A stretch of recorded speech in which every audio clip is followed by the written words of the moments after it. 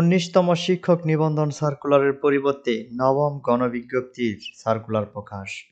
আসসালামু আলাইকুম সম্মানিত ভিউয়ার্স, বেসরকারি শিক্ষক নিবন্ধন ও প্রত্যয়ন কর্তৃপক্ষ এনটিআরসি এর আরও একটি গুরুত্বপূর্ণ ভিডিওতে আপনাদের স্বাগতম। ভিউয়ার্স, আপনারা যারা দীর্ঘদিন ধরে ১৯তম শিক্ষক নিবন্ধন সার্কুলারটির জন্য অপেক্ষা করতেছেন, তো আজকের এই ভিডিওটি তাদের জন্য খুবই গুরুত্বপূর্ণ।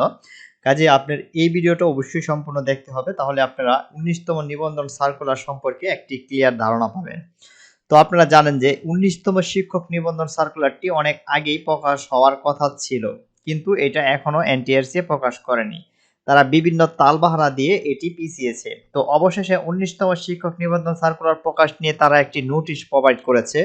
এছাড়াও এই নোটিশটিতে তারা কিছু গুরুত্বপূর্ণ তথ্য দিয়েছে। আমরা প্রথমে আপনাদেরকে সেই নোটিশটি আপনাদেরকে দেখাবো এবং ১৯তম নিবন্ধন সার্কুলারের যে সর্বশেষ আপডেট তথ্যটি তারা জানিয়েছে যে কবে প্রকাশ করা হবে এবং এখানে কি কি পরিবর্তন আনা হয়েছে এটিও আমরা আপনাদেরকে ক্লিয়ার করে দেব। তো আমরা এখানে নোটিশটি ডাউনলোড করে নিয়েছি।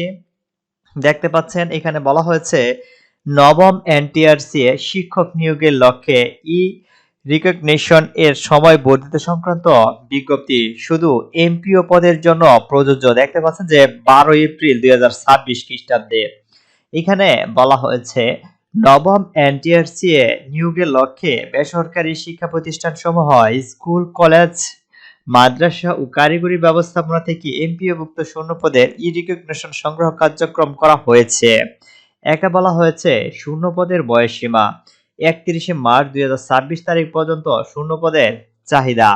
রিকগনিশন পদের সময় ৩১ মার্চ ২০২৬ তারিখ থেকে ১২ এপ্রিল ২০২৬ তারিখের মধ্যে অনলাইনে প্রদানের তারিখ নির্ধারণ ছিল। উক্ত সময়সীমা আগামী ১৫/৪/২০২৬ তারিখ রাত ১২টা পর্যন্ত বর্ধিত করা হলো। সপ্তম নিয়োগের সুপারিশের বিজ্ঞপ্তি ২০২৫-এর সময় যে সকল শিক্ষা প্রতিষ্ঠান রেজিস্ট্রেশন হালনাগাদ সম্পূর্ণ করেছিল, ওই সকল শিক্ষা প্রতিষ্ঠানে অনলাইনে বর্ধিত সময়ের মধ্যে রিকগনিশনের প্রদান করতে পারবেন। এখানে আপনারা দেখতে পাচ্ছেন যে অনলাইনে যে রেজিস্ট্রেশন, এখানে একটি সাইট দেওয়া রয়েছে njiatelecom.com.bd, আর এখানে বলা হয়েছে নবম এনটিআরসি শিক্ষক নিয়োগের লক্ষ্যে রিকগনিশনের সময় বর্ধিতকরণ বিজ্ঞপ্তি শুধুমাত্র এমপিও পদের জন্য প্রযোজ্য। এইখানে একটি জিনিস লক্ষ্য করেছেন যে এমপিও যে সকল প্রতিষ্ঠানগুলি রয়েছে এবং যে পদগুলি রয়েছে শুধু তাদের জন্য, নন এমপিওর ক্ষেত্রে এটা অ্যালাউ নয়। এবং আমরা এই নোটিশটি থেকে বুঝতে পারলাম যেহেতু এটি ১৫ তারিখ পর্যন্ত সময় বর্ধিত করেছে এবং তারা বলেছে নবম গণবিজ্ঞপ্তি অর্থাৎ যে নবম এনটিআরসি এর যে শিক্ষক নিয়োগ সেটির কার্যক্রম তারা চালিয়ে যাচ্ছে। অর্থাৎ এখন আর ১৯তম নিবন্ধন সার্কুলার হবে না, এখন সরাসরি নবম গণবিজ্ঞপ্তি হবে এবং সেই নবম গণবিজ্ঞপ্তির মাধ্যমে আপনারা সরাসরি নিয়োগ পাবেন। এখানে আর কোনো ঝামেলা পোহাতে হবে না বলেই তারা এই প্রসেসটা সৃষ্টি করেছে।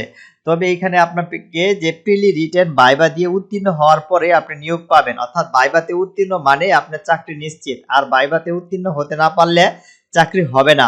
আর এখানে আপনারা দেখেছেন যে এনটিআরসি তারা এর আগে থেকে বহু দুর্নীতির অভিযোগ থাকলেও তারা নতুন করে দুর্নীতি যাতে তাদের সুবিধা মতো করতে পারে এটির জন্যই কিন্তু তারা নতুন প্রসেস সৃষ্টি করছে। আমরা অনেকে এটি নিয়ে ধারণা করতেছি, তবে এই ধারণাটা যারা করতেছি তাদের ধারণাটা এক্স্যাক্টলি সঠিক একটি ধারণা। এক্ষেত্রে আমরা বলবো আগে যে তারা রিটেন এবং প্রিলি অর্থাৎ তারা প্রথমে এমসিকিউ নিত, তারপর সাবজেক্ট ওয়াইজ রিটেন নিত, তারপর ভাইভা নিত, এই প্রসেসটাই ছিল সর্ববেস্ট একটি প্রসেস, কিন্তু তারা এই প্রসেসটা উঠিয়ে দিয়েছে।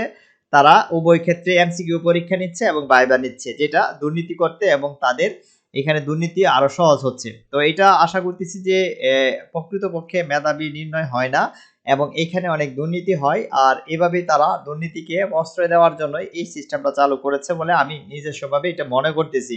তো ১৯তম নিবন্ধন সার্কুলারের পরবর্তী আপডেট জানতে ভিডিওটি শেয়ার দিয়ে চ্যানেলটি সাবস্ক্রাইব করে লাইক দিয়ে রাখুন। ধন্যবাদ।